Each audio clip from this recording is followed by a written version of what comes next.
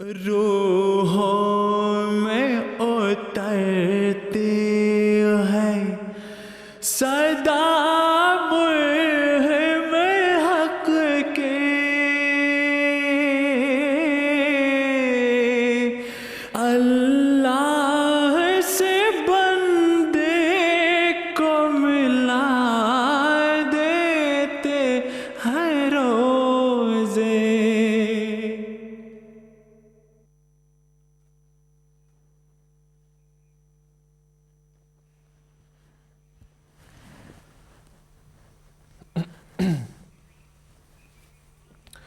اعوذ باللہ من الشیطان الرجیم، بسم اللہ الرحمن الرحیم۔ ناظرین اکرام، السلام علیکم ورحمۃ اللہ وبرکاتہ۔ پروگرام نشر رمضان کے ساتھ ایم ٹی انٹرنیشنل ایک بار پھر آپ کی خدمت میں حاضر ہے۔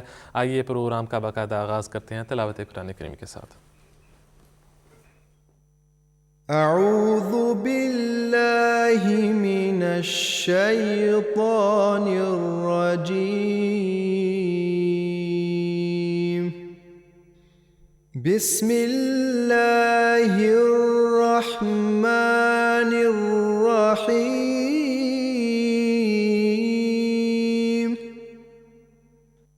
ان فی خلق السماوات والارض واختلاف اللیل والنہار لآیات لأولی الألباب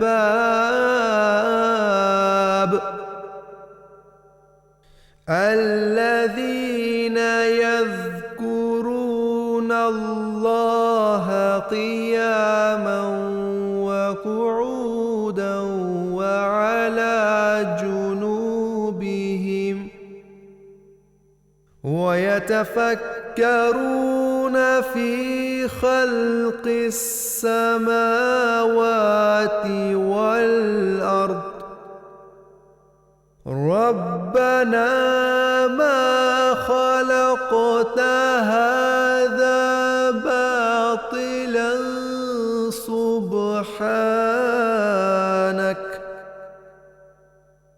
سبحانك فقنا عذاب النار۔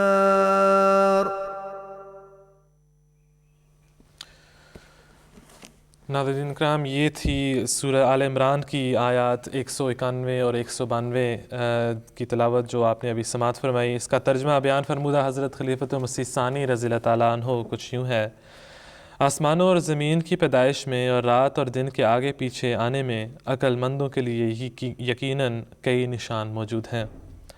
وہ عقل مند جو کھڑے اور بیٹھے اور اپنے پہلوؤں پر اللہ کو یاد کرتے رہتے ہیں اور آسمانوں اور زمین کی پیدائش کے بارے میں غور و فکر سے کام لیتے ہیں اور کہتے ہیں: اے ہمارے رب، تو نے اس عالم کو بے فائدہ نہیں پیدا کیا، تو ایسے بے مقصد کام کرنے سے پاک ہے، بس تو ہمیں آگ کے عذاب سے بچا اور ہماری زندگی کو بے مقصد بننے سے بچا لے۔ ناظرین اکرام، آج بھی ہم نے دو مہمانوں کو دعوت دی ہے کہ ہمارے ساتھ اسٹوڈیو میں تشریف ہمارے پاس اسٹوڈیو میں آئیں، ہمارے ساتھ گفتگو کریں، آپ جو سوالات ہمارے ہیں ان کے جوابات دیں۔ مکرم و محترم نبیل مرزا صاحب اور مکرم و محترم سفیر زرتشت خان صاحب آج ہمارے ساتھ اسٹوڈیوز میں موجود ہیں۔ جزاکم اللہ سنزا مربیان کرام، اور ویلکم ٹو دی پروگرام۔ نبیل صاحب، اگر آپ سے میں شروع کر سکوں کہ اللہ تعالیٰ نے یہاں پر جو آیات ہم نے ابھی پڑھی ہیں ان میں فرمایا ہے کہ یہ تمام نشانات جو ہیں رات اور دن کا عدلنا بدلنا، یہ ان لوگوں کے لیے نشانات ہیں جو کہ عقل رکھتے ہیں، اس کا کیا مطلب ہے؟ جزاک اللہ رضا صاحب۔ اعوذ باللہ من الشیطان الرجیم، بسم اللہ الرحمن الرحیم۔ اللہ تعالیٰ نے اس آیت میں جیسا کہ فرمایا کہ یقیناً آسمانوں اور زمین کی پیدائش میں اور رات اور دن کے عدل بدل میں ضرور نشانات ہیں عقل مندوں کے لیے۔ اب حضور صلی اللہ علیہ وسلم کے زمانے میں ایک بدو سے کسی نے پوچھا کہ خدا تعالیٰ کی ہستی کی دلیل کیا ہے، تو اس نے کہا کہ جب میں اونٹ کی مینگنی دیکھتا ہوں تو مجھے پتہ لگتا ہے کہ یہاں سے اونٹ گزرا ہے۔ تو یہ کیسے ممکن ہے کہ ہم آسمان اور زمین کو دیکھیں اور جو کچھ بھی اس میں ہے وہ سب کچھ، جیسا کہ اللہ تعالیٰ فرماتا ہے کہ وہ مالک ہے اس تمام نظام کا، تو یہ کیسے ہو سکتا ہے کہ ہم اس زبردست نظام کو دیکھتے ہیں کہ کس طرح یہ انسان کی خدمت کے لیے کام کر رہا ہے، تو یہ کس طرح ممکن ہے کہ ہم اس سے خدا تعالیٰ کے ہونے کی دلیل، اتنی زبردست دلیل ہے جو اس آیت میں بیان ہوئی ہے کہ جس سے پتہ لگتا ہے کہ واقعی میں خدا تعالیٰ ہے جس نے یہ تمام کارخانہ عالم بنایا ہے انسان کے لیے۔ مثال کے طور پر دن کا جو عدل نہ بدلنا ہے جس میں بیان ہوا ہے اس آیت میں، ایک اور آیت جو ہے قرآن کریم کی جو اسی پہلو کو لیتی ہے، تو اللہ تعالیٰ فرماتا ہے تو کہہ دے کہ مجھے بتاؤ تو صحیح، اگر اللہ تم پر رات قیامت کے دن تک دراز کر دے تو اللہ کے سوا کون معبود ہے جو تمہارے پاس کوئی روشنی لا سکے، پس کیا تم سنو گے نہیں؟ اور اگلی آیت میں فرمایا تو کہہ دے کہ بتاؤ تو صحیح، اگر اللہ تم پر دن قیامت کے روز تک دراز کر دے تو اللہ کے سوا کون معبود ہے جو تمہارے پاس رات کو لا سکے جس میں تم تسکین پاتے ہو، کیا تم بصیرت سے کام نہیں لوگے؟ اب دیکھیں جو رات اور دن کا عدل نہ بدلنا ہے، دن چڑھتا ہے انسان کام پہ جاتا ہے، رات کو انسان آرام کرتا ہے، اور جو کارخانہ عالم ہے وہ اس لمحے میں جب انسان سونے جاتا ہے رات کو وہ بند نہیں ہو جاتا، لیکن ایک جگہ جب انسان سو رہا ہوتا ہے دوسری جگہ دن چڑھتا ہے، اور کارخانہ عالم جو ہے خدا تعالیٰ کا وہ ہمیشہ کے لیے جاری ہے۔ مثال کے طور پر اب یہ آیات جو ہیں حضور صلی اللہ علیہ وسلم پر نازل ہوئی ہیں۔ وسلم کے زمانے میں سائنس کا تو نام ہی نہیں تھا، وسلم نہ پڑھنا جانتے تھے نہ لکھنا جانتے تھے، اور وسلم پر قرآن کریم کا نزول ہوا، اور قرآن کریم میں ایک ایسے ڈسکوریز قرآن کریم کی آیات اگر آپ دیکھیں گے غور کریں تو حضور صلی اللہ علیہ وسلم کی صداقت اس سے ظاہر ہوتی ہے، اور خدا تعالیٰ کی ہستی کا جو ثبوت ہے وہ اور ہمارے دلوں میں مضبوط ہوتا چلا جاتا ہے۔ مثال کے طور پر مختلف سائنسی ایجادات ہم دیکھتے ہیں، فنگر پرنٹس ہیں، اس کے بارے میں قرآن کریم میں بیان ہوا ہے۔ جینیٹک انجینئرنگ ہے جو آپ پلاسٹک سرجری لوگ کرتے ہیں، کلوننگ کرتے ہیں، اس کا بھی قرآن کریم میں ذکر ہے۔ پھر ایک ایسا ذکر ہے کہ زو کا جو ذکر ہے کہ تمام جانور اکٹھے کیے جاتے ہیں۔ اب وسلم کے زمانے میں کس طرح انسان جو ہے ان چیزوں کا تصور کر سکتا تھا، لیکن یہ چیزیں قرآن کریم میں لکھی ہوئی ہیں۔ قرآن کریم میں لکھا ہوا تھا کہ مثال کے طور پر کہ اونٹنیاں ترک کر دی جائیں گی۔ اب وسلم کو یہ باتیں کس نے بتائیں کہ ایک زمانہ آئے گا کہ اونٹنی ترک کر دی جائیں گی، اور نیا جو موڈ آف ٹرانسپورٹ جو آج ہم دیکھتے ہیں، جو ہوائی جہاز ہے، گاڑیاں ہیں، تو یہ کس طرح حضور صلی اللہ علیہ وسلم کو کس نے بتائیں؟ تو جب ہم کارخانہ عالم کو دیکھتے ہیں اور غور کرتے ہیں تو جو عقل مند لوگ ہوتے ہیں، جو عقل والے ہوتے ہیں، وہ واقعتاً اللہ تعالیٰ پر ایمان لاتے ہیں اور ان چیزوں سے اللہ تعالیٰ کے ایمان میں بڑھتے ہیں۔ اس لیے اللہ تعالیٰ نے فرمایا کہ یہ نشانات ہیں ان لوگوں کے لیے جو عقل مند ہیں، اور اسی لیے اگلے حصے میں اللہ تعالیٰ نے فرمایا کہ دیکھو جب یہ انسان غور کرتا ہے اور تدبر کرتا ہے تو انسان کے اندر سے آواز یہ نکلتی ہے کہ ربنا ما خلقت ھذا باطلا، کہ تمہیں یہ جو کارخانہ بنایا ہے یہ باطل پیدا نہیں کیا، اس کے پیچھے بھی کوئی مقصد ہے، اور یہ سارا کارخانہ عالم جو ہے اس انسان کی خدمت کے لیے پیدا کیا گیا ہے، اور انسان ان چیزوں کو استعمال کرتا ہے، اپنی زندگی ڈھالتا ہے، یعنی کہ مطلب یہ ہو کہ انسان کا ایک مقصد ہے، اور مقصد جو ہے یعنی کہ خدا تعالیٰ کی عبادت میں جس طرح کہ قرآن کریم میں بیان ہوا ہے۔ ٹھیک ہے، بہت خوب، جزاکم اللہ سنزا۔ سفیر صاحب اگلی آیت میں اگر ہم دیکھیں 192 آیت جو ہے اس میں اللہ تعالیٰ فرماتا ہے کہ الذین یذکرون اللہ قیاما وقعودا وعلی جنوبہم، مطلب وہ لوگ جو کہ اٹھتے بیٹھتے اپنے پہلوؤں کے بل لیٹے ہوئے اللہ تعالیٰ کے ذکر میں اللہ تعالیٰ کے متعلق سوچتے رہتے ہیں۔ تو اس میں اللہ تعالیٰ کا ذکر اللہ کا جو ہے وہ موضوع بیان کیا گیا ہے، تو اس کے متعلق اگر ہم پوچھ سکیں کہ کیوں اتنا ضروری ہے، کیا اس کی اہمیت ہے، کیوں کرنا چاہیے؟ جی بالکل رضا صاحب، بڑا اچھا آپ نے ایک اس میں جو پہلو ہے اس کو چھیڑا ہے، اور جیسے نبیل صاحب نے بھی اس میں ذکر فرمایا کہ جو یہ تمام علوم ہیں جو ہم دیکھتے ہیں، یہ کائنات پہ غور کرے انسان، جس طرح اللہ تعالیٰ فرماتا ہے کہ رات کے عدلنے بدلنے پہ غور کرو، دیکھو یہ خود بخود تو نہیں بن سکتا، یہ اس میں ایک خاص نظام کے تحت اللہ تعالیٰ نے یہ بنایا ہے۔ تو اسی حوالے سے ایک یہاں اس جگہ جو ہے وہ اللہ تعالیٰ نے مومنین کی ایک صفت بیان کی ہے کہ مومنین جو ہیں وہ ان چیزوں کو صرف دیکھ کے یہ نہیں سمجھتے کہ یہ ایک سائنس ہے یا یہ ایک نظام ہے خود بخود بنا ہوا ہے۔ جہاں تک علم حاصل کرنے کی بات ہے وہ علم بھی حاصل کرتے ہیں، لیکن وہ اس بات کا ادراک بھی اپنے اندر پیدا کرتے ہیں کہ یہ اللہ تعالیٰ کی قدرت ہے اور اس سے اللہ تعالیٰ کی جو ہستی کا ثبوت ہے وہ واضح ہوتا ہے، ثابت ہوتا ہے بلکہ. تو وہ اس بات کو مد نظر رکھتے ہوئے پھر جیسے کہ نبیل صاحب نے اس پر روشنی ڈالی ہے کہ اس میں ان کے اندر جو ہے وہ ایک خوبی پیدا ہوتی ہے کہ وہ پھر اللہ تعالیٰ کی عبادت میں مزید بڑھ جاتے ہیں، اللہ تعالیٰ کی ہستی پر ان کو یقین جو ہے وہ زیادہ پختہ ہو جاتا ہے، اور وہ ذکر الہی میں بھی بڑھ جاتے ہیں، اور اللہ تعالیٰ کی عبادت جو ہے وہ اس مزید زور کے ساتھ، مزید شوق کے ساتھ، مزید علم حاصل کرنے کے بعد جو ہے وہ کرتے ہیں. اور اس میں ایک جگہ جو ہے وہ حضرت مسیح موعود علیہ السلام نے یہ ذکر فرمایا ہے کہ جو عام سائنسدان ہوتے ہیں اور جو فلاسفر ہوتے ہیں وہ تو باقی جو بالکل جو واضح چیزیں جو سطحی علم ہے اس کے بنا پر اپنے خیالات جو ہیں وہ رکھتے ہیں، لیکن جو لوگ جن کو اللہ تعالیٰ علم عطا کرتا ہے اپنی روحانیت کے تحت، وہ ایسے لوگ ہوتے ہیں جو صرف یہاں تک نہیں ہوتے جیسے سائنسدان اور فلاسفر ہیں، وہ کہتے ہیں کہ اس کائنات کو دیکھ کے وہ کہتے ہیں کہ کچھ سانح ہونا چاہیے، لیکن جن کو اللہ تعالیٰ فراست دیتا ہے، جن کو توفیق ملتی ہے اللہ تعالیٰ کو پہچاننے کی، وہ اس بات کے کہنے پر لازم ہو جاتے ہیں، یعنی کہ وہ یہ کہتے ہیں کہ اس کائنات کا خدا ہے. تو یہ فرق ہے، چاہیے اور ہے میں فرق. پھر دوسرا جو آپ نے پہلو بیان فرمایا کہ اللہ تعالیٰ کو یاد کرنا، وہ جو ہے وہ ایک مومن کی عبادت کا حصہ ہے، اس کی زندگی کا حصہ ہے. اور ہم بھی بڑی خوش قسمت ہیں کہ ہم رمضان کے مہینے میں سے گزر رہے ہیں، آخری ایام میں سے گزر رہے ہیں. تو یہ اللہ تعالیٰ نے ہمیں ایک موقع دیا ہے کہ ہم اس کی کائنات پر غور کریں، اس کی تمام جو نعمتیں ہیں ان کو اپنے سامنے رکھتے ہوئے اللہ تعالیٰ کی عبادت میں اور جو ہے وہ ترقی کریں اور بڑھیں. بہت خوب.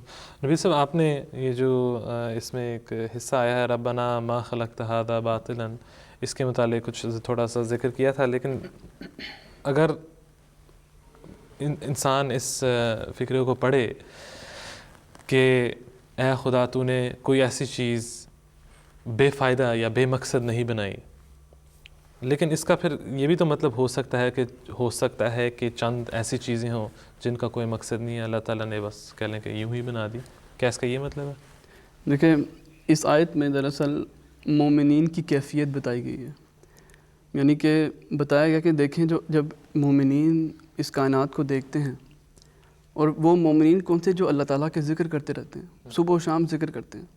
اور دیکھیں اب یہ ذکر کا جو موضوع صفی صاحب نے بہت اچھی طرح بیان فرمایا کہ دیکھیں کچھ لوگ ہوتے ہیں وہ امتحان کے لیے دعاؤں میں لگ جائیں گے اور اسی دن دعائیں کریں گے، تہجد پڑھیں گے، لیکن باقی دن جو ہیں وہ بھول جائیں گے خدا تعالیٰ کو. لیکن اللہ تعالیٰ اس میں فرما رہا ہے کہ دیکھو جو عقل مند لوگ ہیں وہ دنیا کو دیکھتے ہیں، اور اس جیسے جو کہ وہ اس میں رہتے ہیں، باہر نکلتے ہیں، آبشاریں ہیں، جھیلیں ہیں، یہ چیزوں دیکھتے ہیں، اور اس خوبصورتی کو دیکھ کے ان کے ہمیشہ ان کے دل میں ہمیشہ خدا تعالیٰ کی یاد رہتی ہے.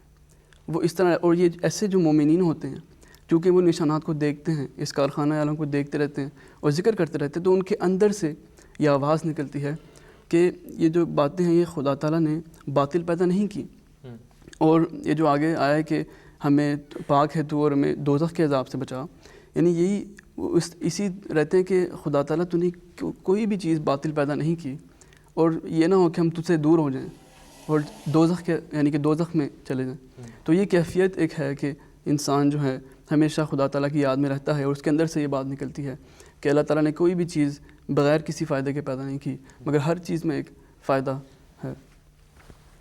بہت خوب، جزاکم اللہ اساتذہ. ناظرین کرام، اگلی سیگمنٹ کی طرف ہم بڑھتے ہیں. آج جس دنیا کے حصے میں اور دنیا کے ملک میں ہم جا رہے ہیں وہ کہہ لیں کہ بالکل ہمارے سائڈ کے دوسری سائڈ پہ ہے.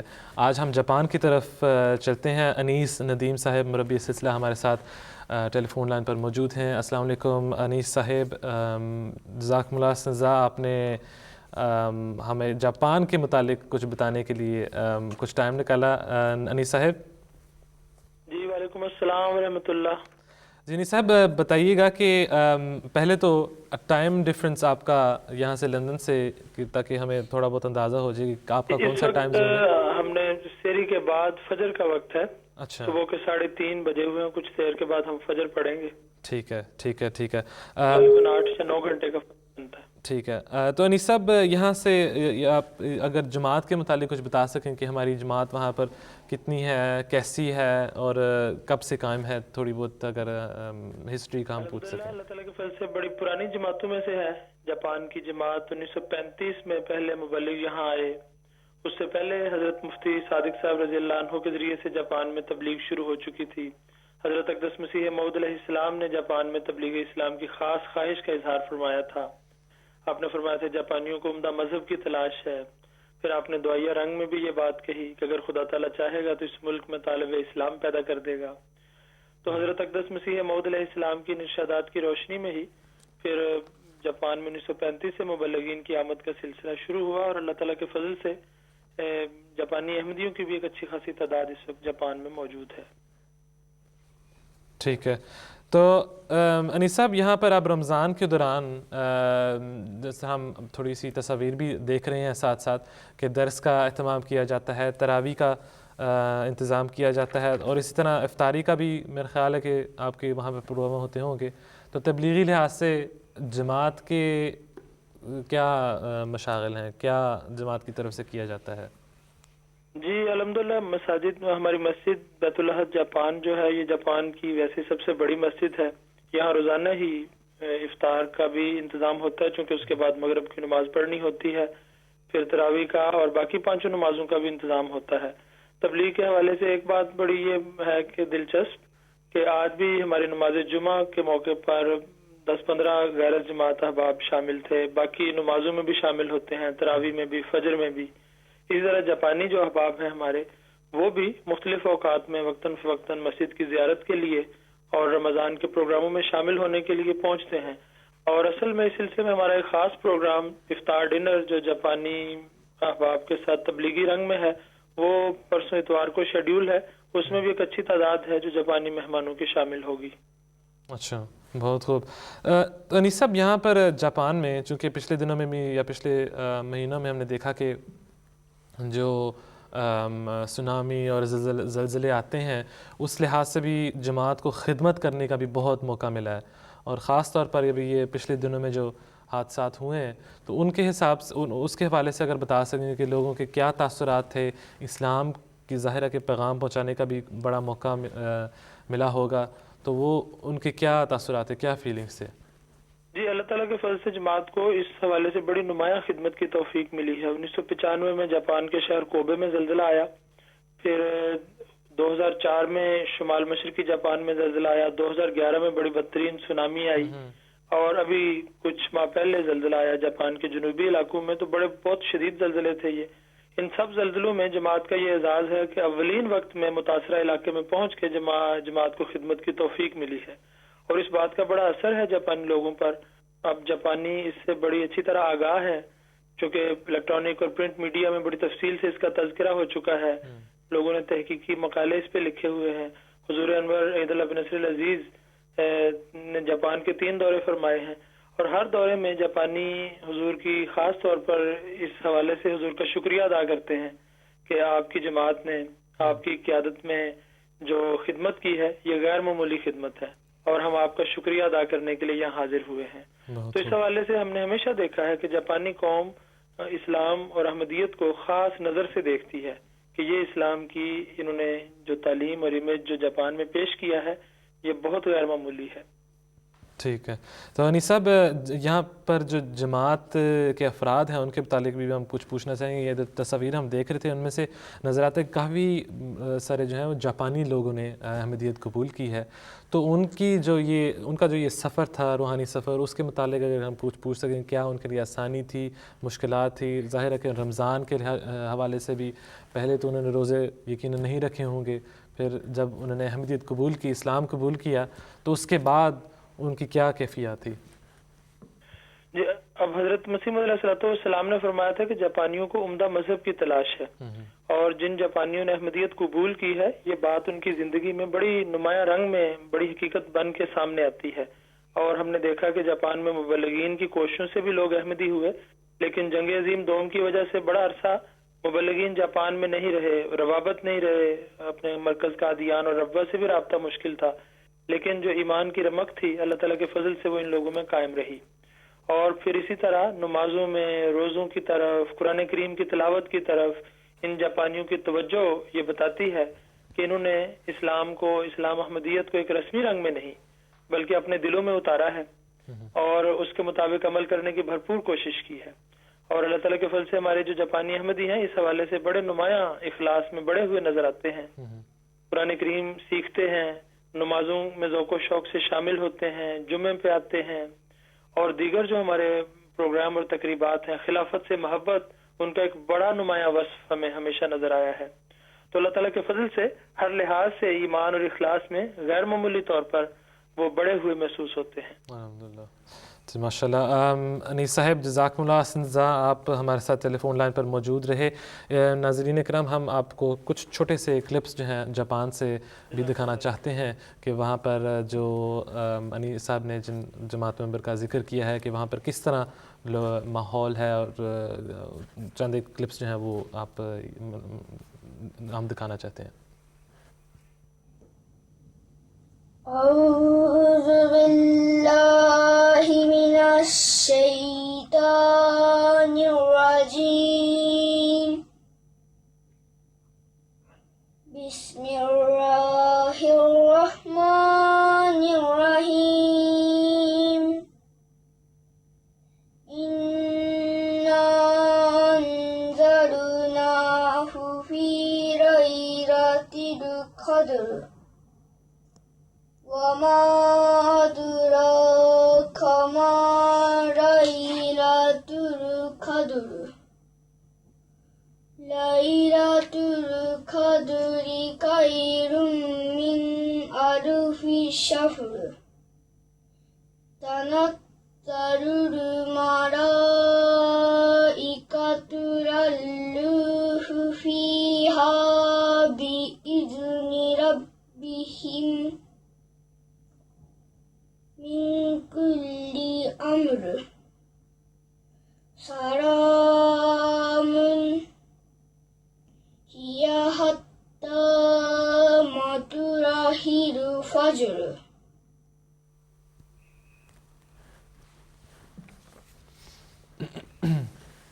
جی ناظرین, یہ تھا ایک چھوٹا سا کلپ جاپان کی جماعت کی طرف سے. ہم مکرم و محترم انیس ندیم صاحب مربی سلسلہ جاپان سے بات کر رہے تھے. اس سے پہلے آئیے اب اگلے سیگمنٹ کی طرف بڑھتے ہیں, اور وہ ہے حدیث کا. پہلے حدیث کا ٹیکسٹ ہم پڑھتے ہیں, اس کے بعد ترجمہ دیکھ کے اس کے متعلق کچھ گفتگو کرتے ہیں. عن عبد الله بن مسعود رضي الله عنه عن النبي صلى الله عليه وسلم قال: لا يدخل الجنة من كان في قلبه مثقال ذرة من كبر. فقال رجل: إن الرجل يحب أن يكون ثوبه حسنا ونعله حسنة. قال: إن الله جميل يحب الجمال. الكبر بطر الحق وغمط الناس. حضرت عبداللہ بن مسعود رضی اللہ تعالیٰ عنہ بیان کرتے ہیں کہ حضرت صلی اللہ علیہ وسلم نے فرمایا, جس کے دل میں ذرہ بھر بھی تکبر ہوگا اللہ تعالیٰ اس کو جنت میں نہیں داخل کرے گا. ایک شخص نے عرض کیا, یا رسول اللہ صلی اللہ علیہ وسلم, انسان چاہتا ہے کہ اس کا کپڑا اچھا ہو, جوتی اچھی ہو, وہ خوبصورت لگے. آپ صلی اللہ علیہ وسلم نے فرمایا, یہ تکبر نہیں. آپ نے فرمایا, اللہ تعالیٰ جمیل ہے, جمال کو پسند کرتا ہے.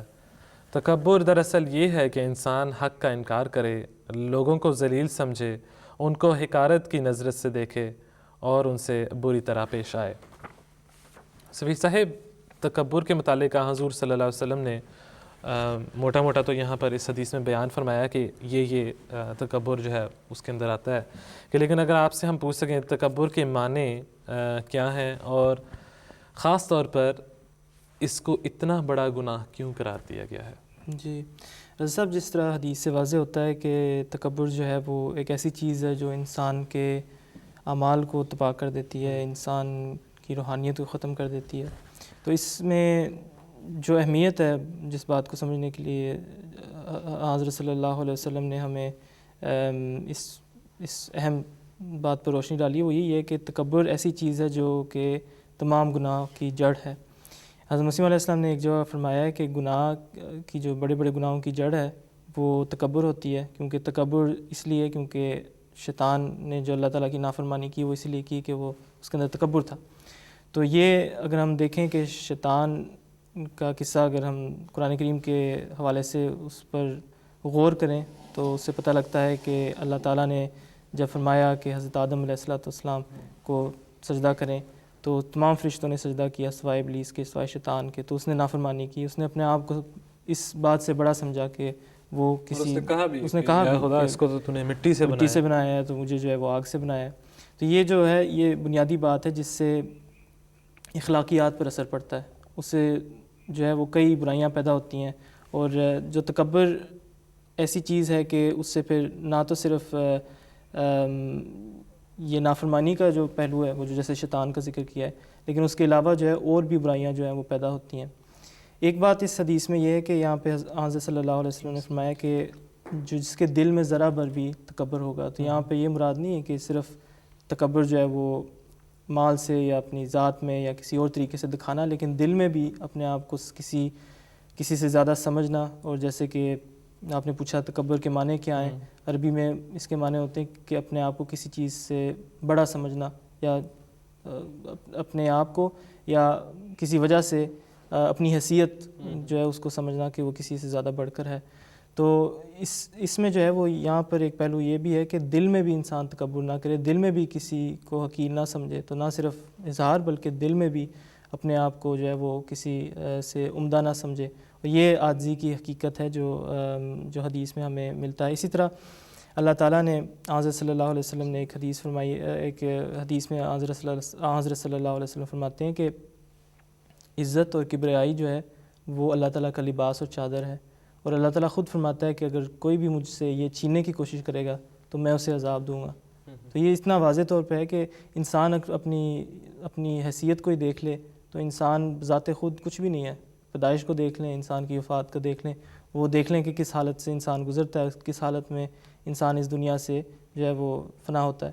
تو اسی سے انسان کو اندازہ ہو جاتا ہے کہ انسان اس دنیا میں جو کچھ بھی کر لے سوائے اللہ تعالیٰ کے فضل کے اور کچھ بھی حیثیت نہیں انسان کی.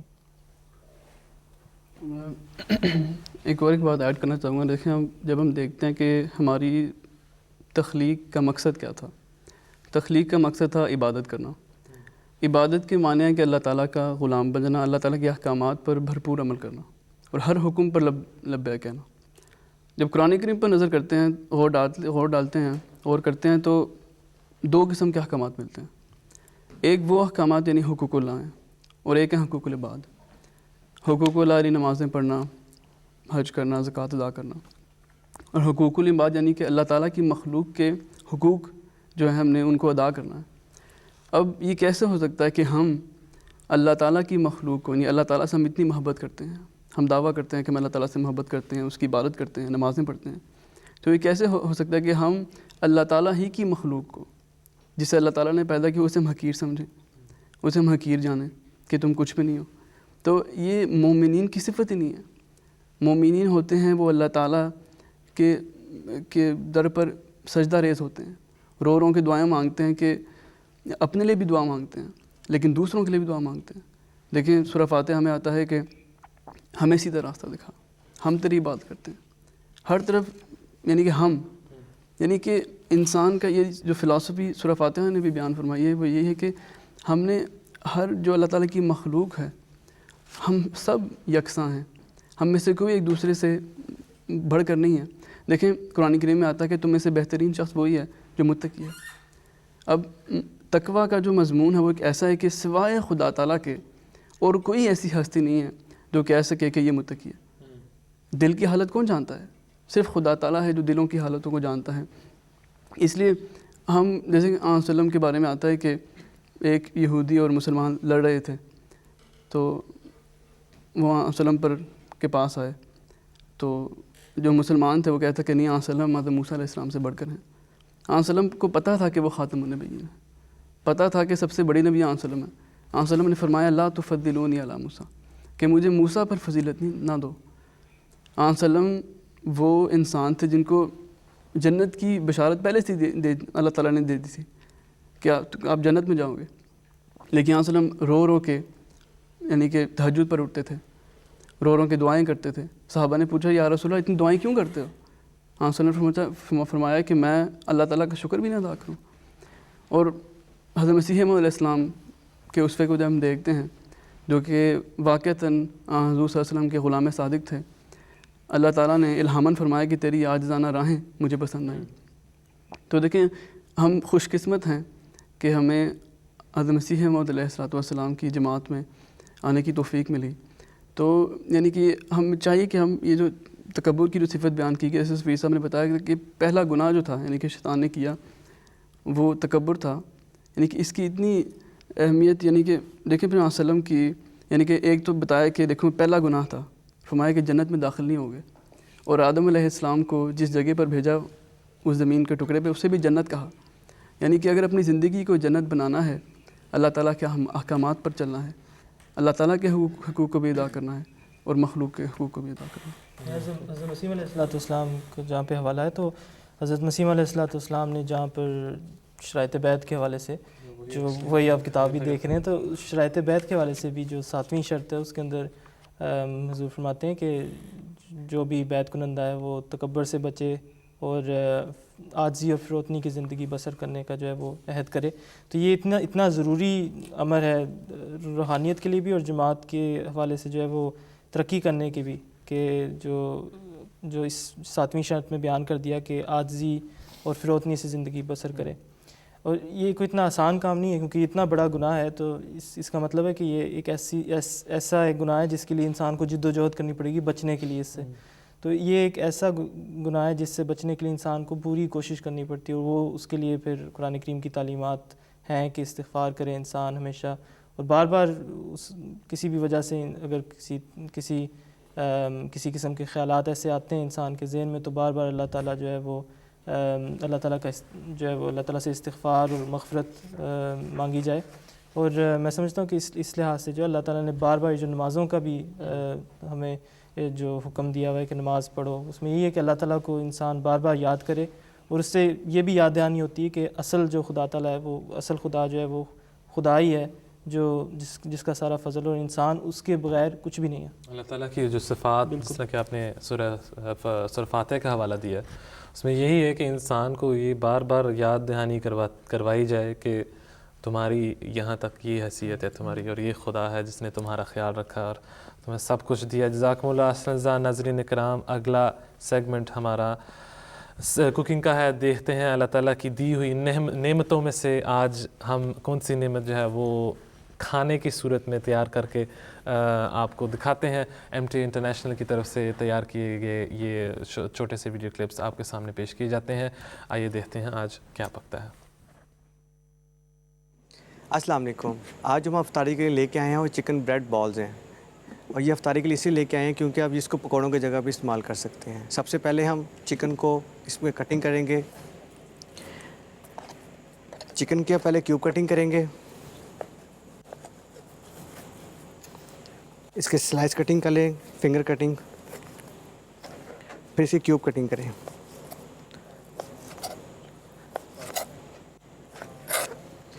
اب چکن کی کیوب کٹنگ ہم نے کر لی. اب ہم ایک باؤل لیں گے جس میں اس کو چکن کو ڈال لیں گے. اس کو ڈالنے کے بعد اس کو ہم اس کا ہلکا سا نمک اور بلیک پیپر کا ٹیسٹ دیں گے.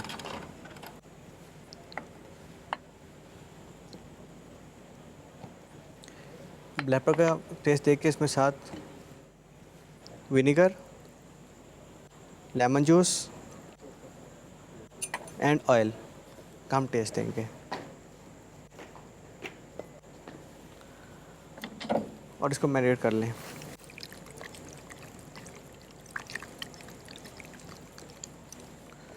اب ہم اس کے بعد ایک پین لیں گے. پین میں ہم نے آئل لے لیا، وہ گرم ہو چکا ہے تقریباً ہمارا. اس میں چکن کو ہم اس میں ڈال لیں گے.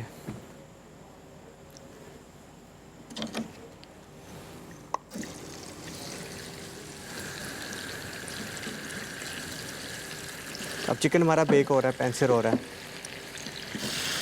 جیسے کہ ساتھ ساتھ ہم نے بریڈ بھی لی ہوئی ہے. اب ساتھ ساتھ ہم بریڈ کے پیسز کر لیتے ہیں.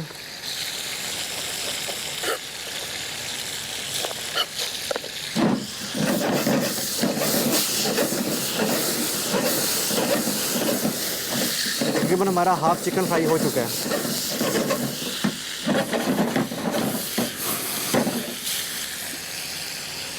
ساتھ ساتھ ہم ایگ لے لیتے ہیں. ایگ کو ساتھ پھینٹ لیتے ہیں. ایگ کو ساتھ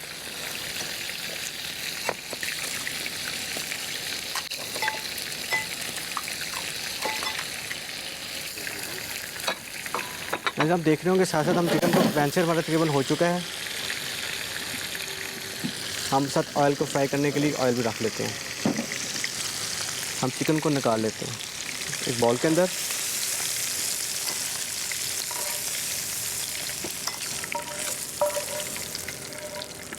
अब हमने चिकन को एक बाउल में निकाल लिया है।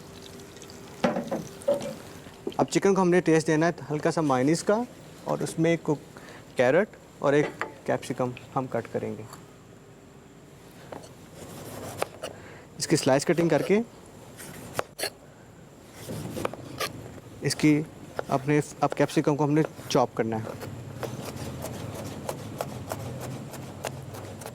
नाज़रीन हमारी कैप्सिकम चॉप हो गई है। अब हम चिकन में इसको ऐड करेंगे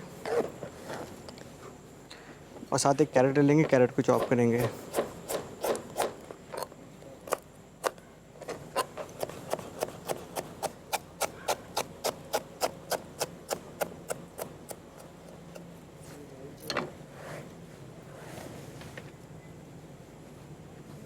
अब इसमें हम इसको हल्का सा टेस्ट देंगे मायोनीज का।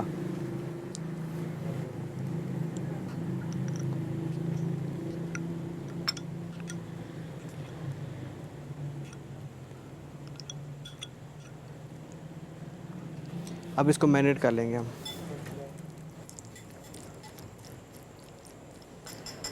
अब हमने चिकन को मैरिनेट कर लिया, मिक्स कर लिया है। अब हम ब्रेड की स्लाइस को बेलने से बेलेंगे ताकि इसके अंदर आराम से स्टफ़ हो जाए चिकन।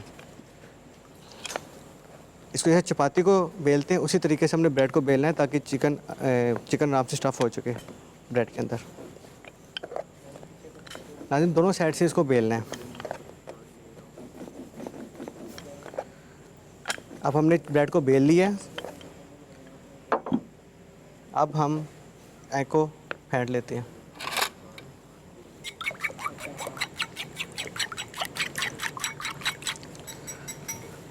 हमने पहले चिकन को इसके स्टफ़ करना है ब्रेड के अंदर और साथ अंडों में लगाना है। अंडे के साथ हमने क्रम कर फ्राई करना है। पहले चिकन लिया, चिकन में इसको चिकन डाला, चीज़ के पीसीस किए हुए हमने चीज़ डाली इसके अंदर, 1 पीस चीज़ डाल ली और इसको हमने स्टफ़ गोल कर लिया। उसको गोल करके हमने अंडे में डिप किया, इस तरह गोल कर लें और उसको अंडे में डिप कर दें। अंडे में डिप करने के बाद उसको जस्ट हम क्रम कर लें। क्रम करके उसको क्रम अगर नहीं होता आपसे, अगर क्रम में नहीं हो रहा तो उसको ऊपर उठा के हाथ में गोल कर लें। जैसे आप पेड़ा गोल नहीं करते इस तरह हम गोल कर लें।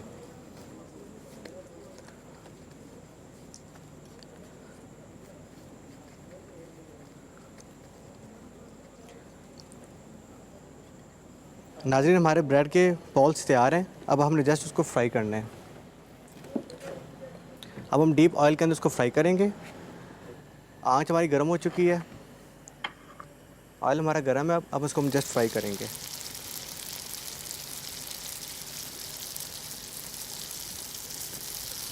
डीप ऑयल में इसको फ्राई कर लें। हमारे ब्रेड बॉल्स हमारे फ्राई हो रहे हैं। हम उसकी प्रेजेंटेशन के लिए अब कटिंग कर लेते हैं।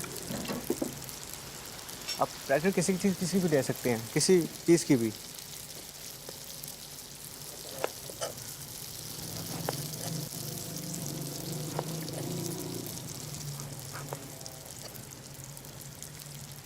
हम कैप्सिकम और टमाटो की गार्निश दे रहे हैं। साथ हम प्लेटर सेट कर लेते हैं।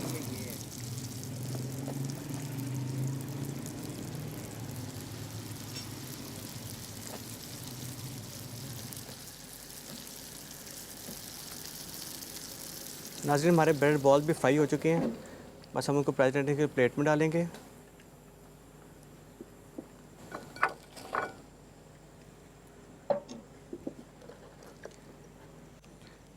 नाज़रीन प्लेट आप किसी तरीके से भी तैयार कर सकते हैं। नाज़रीन हमारे चिकन ब्रेड बॉल्स तैयार हैं विद चिली सॉस के साथ।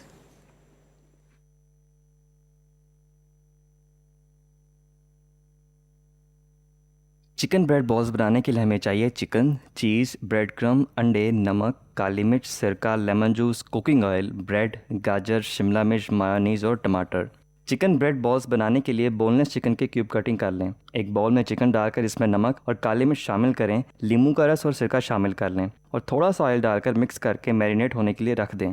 ایک پین میں آئل ڈال کر چکن کو فرائی کریں۔ بریڈ کی سائڈ سے اتار کر اس کو بیلنے سے دونوں سائڈوں سے بیل لیں۔ چکن کے پکنے پہ چولہے سے اتار لیں اور ایک باؤل میں مایونیز، شملہ مرچ باریک کٹی ہوئی اور گاجر شامل کر لیں اور اچھی طرح سے مکس کر لیں۔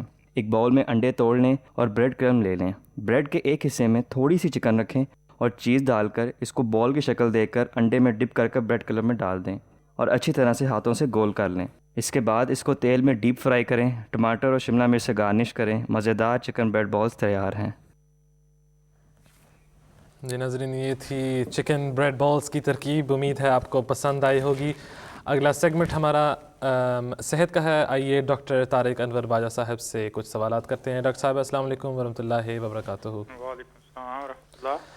ڈاکٹر صاحب، آج ہم آپ سے کچھ سر کی درد کے متعلق کچھ پوچھنا چاہتے ہیں۔ جس طرح کہ آپ کو علم ہے کہ مختلف قسم کی سر کی دردیں ہوتی ہیں، کبھی کبھار سامنے والے حصے میں ہوتی ہیں، سائڈ پہ، پیچھے، اور کافی سارے لوگ جو ہیں وہ اس بیماری کا شکار ہوتے ہیں۔ اور اسی طرح ایک اور بھی چیز ہے جس کو مائیگرین کہتے ہیں۔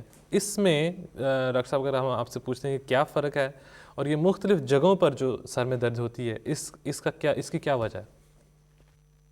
اچھا جی، اس کی سر درد جو ہے کافی کامن چیز ہے، لیکن اس میں دیکھنے کی بات یہ ہوتی ہے کہ آیا وہ ایسی سر درد ہے جو آئی تھوڑی دیر کے لیے اور چلی گئی، آپ نے کوئی پین کلرز لے لیا اور اوور دا کاؤنٹر لے سکتے ہیں آپ، پیراسیٹامول، نیوروفین، اس قسم کی چیزیں، تو عموماً ٹھیک ہو جاتی ہے۔ تو جو ایسی جو سر درد ہوتی ہے اس کو لائک روٹین میں کہتے ہیں ٹینشن ہیڈ ایکس، ان کو کلاسیفائی کرتے ہیں ایز اے ٹینشن ہیڈ ایک، کلسٹر ہیڈ ایکس، اور پھر وہ مائیگرین جو ہے وہ ذرا سیریس ٹائپ کی، اور کچھ ان کی ایسوسیشنس ہوتی ہیں کہ آیا یہ سیریس ہیڈ ایک ہے یا یہ ایک نارمل ہیڈ ایک ہے جو ٹھیک ہو جائے گی۔ تو کس بنا پہ کرتے ہیں وہ ایک تو علامات ہوتی ہیں کہ جیسے میں نے کہا کہ ٹینشن ہیڈ ایک میں عموماً ایک جیسے ٹائٹ بینڈ ہوتا ہے آپ کے سر کے گرد، کیونکہ جس طرح وہ ٹینشن کے ساتھ ریلیٹڈ آپ کا کوئی بھی روٹین آپ کی اگر ڈسٹرب ہوتی ہے، مثلا آپ نے کھانا نہیں کھایا وقت پہ، آپ نے ڈی ہائیڈریشن کے ساتھ ہو جاتی ہے، ایکسپوئر آپ کا ہو گیا زیادہ سخت دھوپ کے ساتھ ایکسپوئر، اس میں بھی ہیڈ ایک ہو جاتی ہے۔ لیکن اس کے علاوہ یہ کہ اب کوئی بھی انفیکشن آپ کے جسم میں ہے تو وہ بھی ہیڈ ایک کر سکتی ہے، انفیکٹو اس کو کہتے ہیں ہیڈ ایک۔ تو اگر اس کے ساتھ ایسوسیٹڈ فار ایگزامپل اسٹف نیک آپ ایسوسیٹڈ ہے اور بخار بھی ہے اور ہیڈ ایک ہے تو وہ علامت ہو سکتی ہے میننجائٹس کی، جو کہ سیریس سر درد ہوتا ہے۔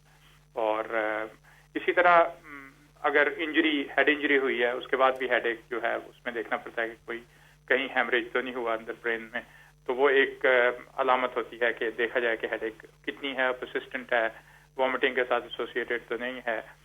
تو ایک اور چیز جو بڑی کامن ہے کہ اگر آپ کو آئی سائٹ، آپ کی ویژن ٹھیک نہیں ہے، آپ کی گلاسز کا نمبر چینج ہوا ہے، اس میں بھی آپ کو کافی سیویئر ہیڈ ایک ہو سکتی ہے۔ بچے خاص طور پہ 12-13 سال کے بچے آتے ہیں ہیڈ ایک کے ساتھ، تو ان کو پوچھنا چاہیے کہ تمہاری نظر ٹھیک ہے، تم ٹھیک دیکھ لیتے ہو تو ان کی نظر ٹیسٹ بھی کروانی چاہیے۔ تو یہ جو ہے نا کامن چیزیں ہیں۔ لیکن جو کلسٹر ہیڈ ایک ہے وہ بڑی سیویئر قسم کی ہیڈ ایک ہوتی ہے، یونیلیٹرل ہوتی ہے ایک سائڈ پہ، اور عموماً آپ کی آنکھ کے گرد ہوتی ہے، اور آنکھ جو ہے وہ سرخ ہو جاتی ہے، اس میں سے پانی نکلتا ہے اور بڑی شدید درد ہوتی ہے، اور وہ عام جو آپ کے پین کلرز ہیں نا اس میں ٹھیک نہیں ہوتی، اس سے ٹھیک نہیں ہوتی۔ تو اس کے لیے پھر اسپیشل ٹریٹمنٹ کرنا پڑتا ہے، جو دوائیاں جو ہے نا اس سے معمول سے ہٹ کے وہ دینی پڑتی ہیں۔ بعض اوقات اس میں انجیکشن بھی دینا پڑتا ہے نروز کو تاکہ وہ ٹھیک ہو سکے۔ تو جو تیسری ٹائپ ہے وہ مائیگرین کے ساتھ عموماً جو ہے نا ایسوسیٹڈ اور چیزیں ہیں، مثلاً اس سے پہلے بندے کو محسوس ہو جاتا ہے کہ مجھے یہ ابھی دورہ، ایک قسم کا دورہ پڑتا ہے، کہ اس سے پہلے آپ کو اس کو اورا کہتے ہیں۔ اورا میں آپ کو یا تو آپ کو آنکھوں کے سامنے سائے نظر آتے ہیں، جیسے فلیشز، شیڈوز نظر آتے ہیں گھومتے ہوئے، یا پھر آپ کو جو ہے جو ویژول بھی ہو سکتا ہے، آڈیٹری بھی بعض اوقات ہو سکتا ہے۔ تو وہ ہر بندے کا مختلف ہو رہا ہے۔ بعض کو وداؤٹ اورا بھی ہوتی ہے ہیڈ ایک، اور اس کے بعد یونیلیٹرل ایک سائڈ پہ ہیڈ ایک ہوتی ہے، یا رائٹ پہ ہوگی یا لیفٹ پہ ہوگی، ایک ہی جگہ پہ فوکس ہوگی. تو وہ جو ہے اس کے ساتھ نوزیا وامٹنگ بھی ایسوسیٹڈ ہوتی ہے. اور خاص چیز اس میں یہ ہوتی ہے کہ آپ برداشت نہیں کر سکتے، تیز آواز نہیں برداشت کر سکتے، لائٹ نہیں برداشت کر سکتے. تو عموماً مائیگرین والا جو پیشنٹ ہوتا ہے عموماً وہ ایک کمرے میں بند ہو کے لائٹ آف کر کے وہ لیٹا ہوا ہوتا ہے. تو اس کے ساتھ جو ہے نا کیونکہ اس سے اس کو آرام ملتا ہے. اور بعض اوقات یہ آدھے گھنٹے سے لے کے کئی گھنٹوں بلکہ کئی دنوں تک بھی چل جاتی ہے مائیگرین. اور اس کے بعد جب وہ ٹھیک ہوتی ہے تو ٹھیک ہونے کے بعد بھی آپ کو جیسے کمزوری برقرار رہتی ہے 2-3 دن تک، تو کافی تنگ کرنے والی چیز ہے یہ مائیگرین. تو اس میں سب سے پہلے چیز یہ ہے کہ اس سے بچا جائے. جو اس کے کچھ ٹریگر فیکٹرز ہوتے ہیں جو اس کو ٹریگر کرتے ہیں کہ کیسے مثلا آپ کا ہارمونل چینجز ہوتی ہیں. یہ خاص طور پہ عورتوں میں چونکہ اس کی ریشو بہت زیادہ ہوتی ہے مائیگرین کی، 1:3 آپ سمجھ لیں کہ ایک آدمی مرد کو ہوگی تو 3 عورتوں کو، اور اڈلٹہڈ سے شروع ہوئی. تو اس میں جو ہارمونس ہیں ان کے وہ جب چینج ہوتے ہیں، مثلا پری مینسٹرل سچویشن جب ہوتی ہے اس میں ان کو زیادہ یہ مائیگرین کا چانس ہے. اس کے علاوہ ایموشنل فیکٹرز ہیں. سڈنلی آپ کو کوئی خوشی ہوئی ہے یا آپ کو کوئی غم ہوا ہے، اس کی خبر آئی ہے، اس سے بھی ہو سکتا ہے. آپ کو اسٹریس، ٹینشن، انگزائٹی جیسے میں نے پہلے کہا. اس کے علاوہ فزیکل ٹریگرز ہیں کہ آپ ٹائرڈ، آپ سفر کر کے آئے، جیٹ لیگ ہوا ہے آپ کو، وہ بھی ایک ٹریگرنگ فیکٹر ہو سکتا ہے. پھر آپ کے جو ڈائٹ فیکٹرز ہیں، ڈائٹ فیکٹرز میں بھی اس کو آئیڈینٹیفائی کرنا بڑا ضروری ہے. مجھے یاد ہے مجھے بھی مائیگرین ہوتی تو ایک دفعہ میں سروسز پہ رکا، میں نے کافی لی اور اس کے بعد مجھے یہ فلیشز شروع ہو گئے. تو اس کے بعد سے میں نے کافی نہیں پی اور مجھے مائیگرین نہیں ہوئی. تو یہ بڑا اگر آپ آئیڈینٹیفائی کر لیں کہ کیا ٹریگرنگ فیکٹر آپ کا، چاکلیٹ بعض کے لیے ہوتا ہے، چیز بعض کے لیے ہوتا ہے کہ یہ جو ہے نا اس کو ٹریگر کر سکتا ہے. تو آپ اس کو آئیڈینٹیفائی کر لیں، اس کو اوائڈ کر لیں تو آپ اس سے بچ سکتے ہیں. تو لاؤڈ نوائز، اسمیلز، اس قسم کی چیزیں جو ہے نا یہ اس کو ہو سکتی. جی یہ مائیگرین کا ڈاکٹر صاحب سننے میں آیا، مجھے بھی کسی نے بتایا تھا شاید کہ اس کا کوئی علاج نہیں ہے، بس اگر ہوگی تو ہوگی. تو اس کا کیا سچ ہے؟ علاج اس سینس میں تو یہ کہہ سکتے ہیں کہ کیور کوئی نہیں ہے کہ جی جس طرح میں نے کہا، لیکن کیور چونکہ نہیں ہے اس لیے اگر آپ وہ میں نے کہا امپورٹنٹ چیز ہے کہ آپ آئیڈینٹیفائی کر لیں کہ کیا ٹریگرنگ فیکٹر ہے تاکہ اس سے بچ سکیں. لیکن اس کا علاج یہ کہ موجود ہے، کیور نہیں ہے لیکن علاج موجود ہے. سمپٹومیٹک علاج ہوتا ہے تاکہ آپ کو یہ نہ ہو، اگر ہو تو اس کا فریکوینسی کم ہو جائے. تو اس کی دوائیاں جو موجود ہیں عموماً نارملی بھی آپ ایسپرین کھا دیں، اس کے ساتھ آپ اینٹی ایمیٹک یعنی وامٹنگ کی کوئی دوائی کھا دیں تو اس سے بھی اس کو جیسے کہتے ہیں نا ایبورٹ ہو جاتا ہے اٹیک. لیکن اس کے علاوہ کچھ اسپیسیفک دوائیاں بھی ہیں، مثلا ٹرپٹینز ان کو کہتے ہیں، سومیٹرپٹین ہے، زولمیٹرپٹین ہے، وہ دوائیاں خصوصی طور پہ. اور آج کل ایک نئی دوائی جو ایپیلیپسی کے لیے استعمال ہوتی ہے، مرگی کے دورے کے لیے، ٹوپیرامیٹ، وہ بھی استعمال ہوتی ہے کافی. تو ایسی دوائیاں اب آ گئی ہیں جو کہ ہیلپ کر سکتی ہیں. لیکن وہ پھر یہ ہے کہ وہ اگر یہ پرسسٹنٹ ہو، ٹھیک نہ ہو رہا ہو، آپ کی لائف ایکٹیویٹیز پہ اثر انداز ہو رہی ہے مائیگرین، تو پھر وہ اسپیشلسٹ کو دکھانا پڑتا ہے. نیورولوجسٹ اس کو عموماً ٹریٹ کرتے ہیں آئیڈینٹیفائی کر کے کہ کیا. جزاکم اللہ خیر. ڈاکٹر طارق انور باجا صاحب، ہیلتھ اسپیشلسٹ، ہماری صحت کے سیگمنٹ میں ہمارے ساتھ ٹیلی فون لائن پر موجود تھے. جزاکم اللہ خیر ڈاکٹر صاحب. ناظرین اکرام، اگلا سیگمنٹ ہمارا جو ہے وہ ہے فقہ المسیح کے متعلق. آج ہم شوال کے روزوں کے متعلق کچھ پوچھیں گے، کچھ سیکھیں گے، کچھ بتائیں گے. ظفیر صاحب، اگر میں آپ سے شروع کر سکوں کہ شوال کے جو روزے ہیں، حضور صلی اللہ علیہ وسلم کی حدیث میں بہت ہی اہمیت ان کی بیان فرمائی ہے کہ وہ 6 دن جو ہیں وہ پورے سال روزے رکھنے کے برابر حضور نے بتائے ہیں. تو ان کی کیا اہمیت ہے؟ کیوں ان کی اتنی زیادہ اہمیت ہے؟ جی رضا صاحب، سب سے پہلے تو مناسب سمجھتا ہوں کہ شوال کہ بتا دیا جائے کہ شوال جو مہینہ ہے ہوتا کیا ہے. بالکل اسلامی مہینوں کے نام ہیں 12 مہینے، اور اسلامی مہینے جو ہیں وہ چاند کے حساب سے متعین ہوتے ہیں، اور مہینے کے آغاز پہ جب بھی چاند نظر آتا ہے اس وقت سے پھر وہ دن شروع ہوتے ہیں. تو اسلامی 12 مہینوں میں سے 10واں مہینہ جو ہے وہ شوال کا ہے، اور اس سے پہلے تو رمضان ہے، رمضان کے فوراً بعد پھر شوال. عید الفطر کا جو دن ہے وہ شوال کے پہلا دن شمار ہوتا ہے. باقی رہا یہ شوال کے متعلق جو حدیث ہے حضرت صلی اللہ علیہ وسلم کی اس میں یہ ذکر ہے کہ من صام رمضان فاتبعہ ستم من الشوال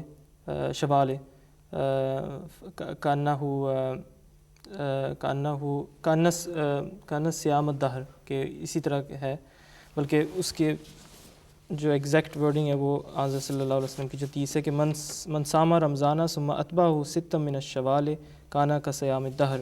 تو یعنی حضرت صلی اللہ علیہ وسلم نے اس میں واضح طور پہ فرما دیا کہ جو لوگ جو مومنین میں سے جو رمضان کے روزے جو ہیں وہ رکھیں، اس کے بعد جو شوال کے 6 روزے یعنی عید الفطر کا دن چھوڑ کے جو اس سے اگلے جو 6 روزے ہیں وہ بھی رکھ لیں، تو انہوں نے یہ ایسی نیکی کی ہے جیسے کہ انہوں نے رمضان کے روزے بھی رکھ لیے ہیں، شوال کے بھی رکھ لیے ہیں، اور اس طرح پورے سال کے روزے جو ہیں وہ ہو گئے ہیں.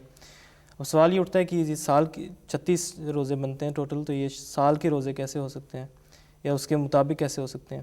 تو اس کے متعلق حدیث میں ذکر ہے، کیونکہ ہر ایک نیکی کا اللہ تعالیٰ 10 گنا بڑھ کے جو ہے وہ اجر دیتا ہے، تو ایک روزہ رکھنے کے 10 گنا ثواب ہے.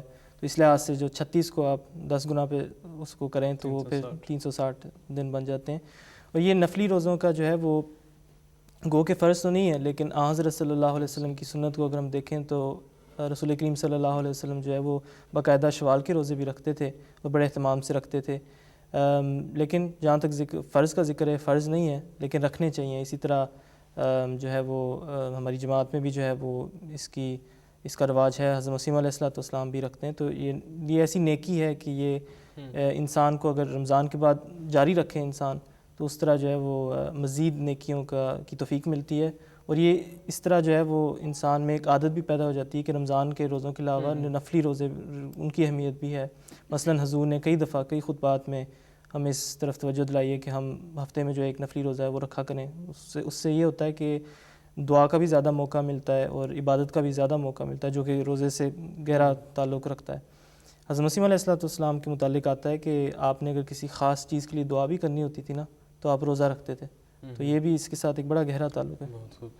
نوید صاحب، اگر ہم آپ سے پوچھ سکیں کہ حضور صلی اللہ علیہ وسلم کی شوال کے روزوں کے متعلق کیا سنت تھی حضور نے، ظاہر ہے کہ حدیث اہمیت تو ہم نے بیان کر دی ہے، لیکن حضور کی خود کیا سنت تھی؟ حضور صلی اللہ علیہ وسلم کے بارے میں آتا ہے کہ وسلم نے صرف ایک مرتبہ اپنی زندگی میں شوال کے روزے کسی وجہ سے چھوٹ گئے تھے، لیکن وہ بھی جب چھوٹ گئے تھے تو وسلم نے پھر یعنی کہ اور روزے رکھ کے انہیں کمپلیٹ کر لیا تھا، پورے کر لیا تھا. اور یعنی کہ اتنی اہمیت ہے ان شوال کے روزوں کی.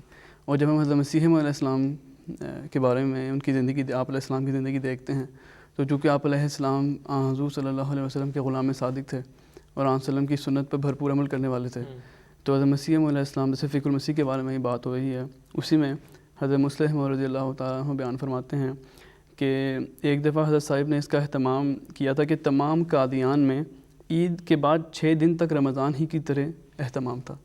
یعنی کہ قادیان میں تمام احباب نے رمضان کے روزے بھی رکھے اور عید کے بعد 6 شوال کے بھی رکھے، یعنی اتنا اہتمام تھا.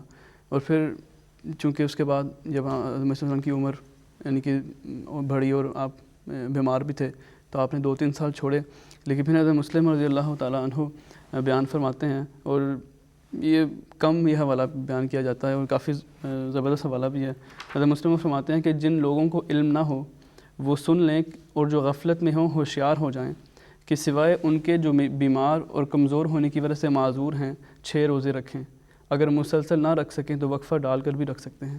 یعنی کہ حضرت مسیح علیہ السلام کی بھی سنت یہی تھی کہ آپ ہمیشہ رکھتے تھے. اور حضرت مسلم رضی اللہ تعالیٰ عنہ کا بھی یہ ارشاد ہے کہ جو معذور نہیں ہیں اسے رکھنے چاہیے، اور حضور صلی اللہ علیہ وسلم کی اس سنت کو جاری رکھنا چاہیے.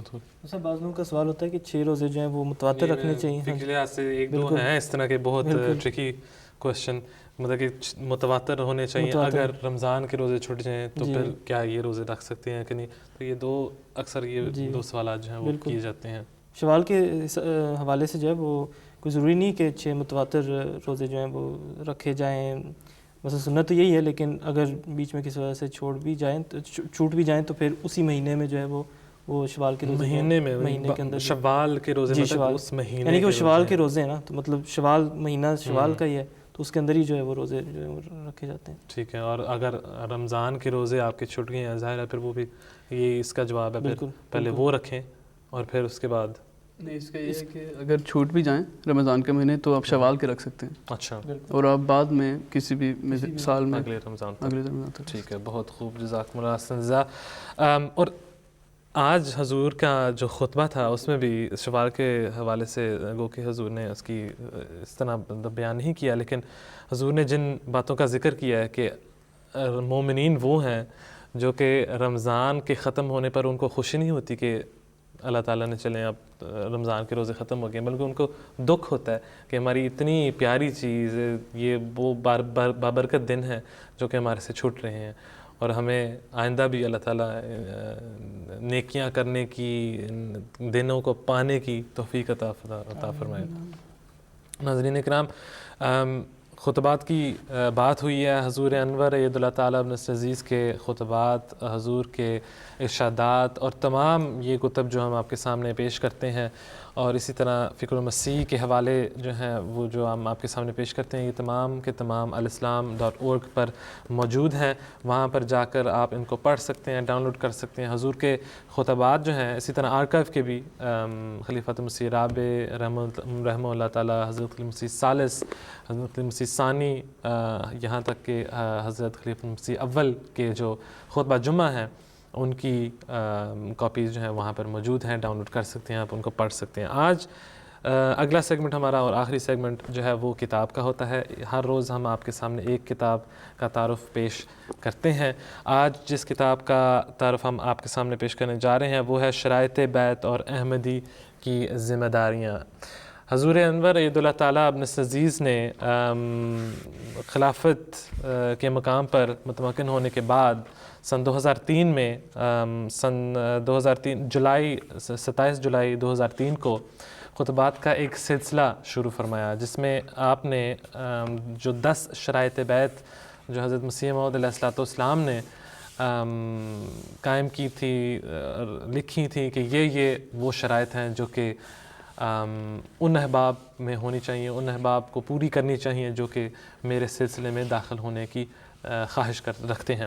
حضور نے یہ خطبات کا جو سلسلہ ہے، جیسا کہ میں نے ابھی عرض کیا، 27 جولائی سن 2003 کو شروع کیا، اور آخری خطبہ جمعہ جو حضور نے اس موضوع کے پر فرمایا وہ تھا 19 ستمبر 2003 کو. حضور نے جلسہ سالانہ UK پر پہلا خطاب فرمایا، پھر جلسہ سالانہ جرمنی، پھر ایک اور خطبہ جو حضور نے جرمنی میں ارشاد فرمایا، اور پھر یہاں پر لندن واپس تشریف لا کر جو 2 باقی خطبات تھے وہ حضور نے ارشاد فرمائے. اور یہ تمام وہ خطبات ہیں جو کہ ان 10 شرائط بیعت پر مشتمل ہیں، اور یہ ایک کتابی صورت میں 2004 میں جماعت احمدیہ کی طرف سے شائع کیے گئے تھے. یہ بھی مختلف زبانوں میں اس کا ترجمہ ہو چکا ہے. انگلش میں بھی بہت ہی مقدار میں یہ پھیلائی گئی کتاب ہے، کثرت سے اس کو شائع کیا گیا ہے، اور کثرت سے احباب جماعت کے فائدے کے لیے اس کو پرنٹ کر کے احباب تک پہنچایا گیا ہے. alislam.org کی لائبریری سیکشن میں اس کا اردو، انگلش اور اسی طرح دیگر زبانوں میں بھی ترجمہ جو ہے وہ شائع کیا جا چکا ہے، اور آپ وہاں پر جا کر اس کو ڈاؤن لوڈ کر سکتے ہیں، اس کو پڑھ سکتے ہیں. جزاکم اللہ سنزا. ناظرین اکرام، اسی طرح ایک اور یاد یعنی خطبات کے لحاظ سے میں بھی کرنا چاہتا ہوں کہ حضور انور نے بہت سارے، تقریباً ہر اپنے خطبہ میں حضور ارشاد فرماتے ہیں کہ صرف بیعت کرنا کافی نہیں ہے. بیعت کر لینا کوئی ظاہر ہے کہ بہت بڑی بات ہے چند لوگوں کے لیے، لیکن صرف بیعت کر لینا کافی نہیں ہے. اپنے اعمال کے ساتھ، اللہ تعالیٰ کے احکامات پر عمل کرنے کے ساتھ ہم اپنا بیعت کا جو عہد ہے اس کو پوری طرح نبھا سکتے ہیں. ناظرین اکرام، جزاکم اللہ اساتذہ، آپ ہمارے ساتھ شامل رہے. اسی طرح مکرم و محترم سفیر عزت اشد خان صاحب اور نبیل مرزا صاحب، جزاکم اللہ، آپ ہمارے اسٹوڈیوز میں تشریف لائے. ڈاکٹر طارق انور باجا صاحب صحت کی سیکشن میں ہمارے ساتھ موجود تھے، اور اسی طرح ہم نے انیس احمد صاحب مربی سلسلہ جاپان سے بات کی، گفتگو کی، ان کے حالات سے ہم آگاہ ہوئے. جزاکم اللہ ٹو آل. انشاءاللہ اگلے ہفتے پھر ایک بار ملاقات ہوگی. ناظرین کرام، تب تک کے لیے اجازت دیجیے گا. السلام علیکم ورحمۃ اللہ وبرکاتہ.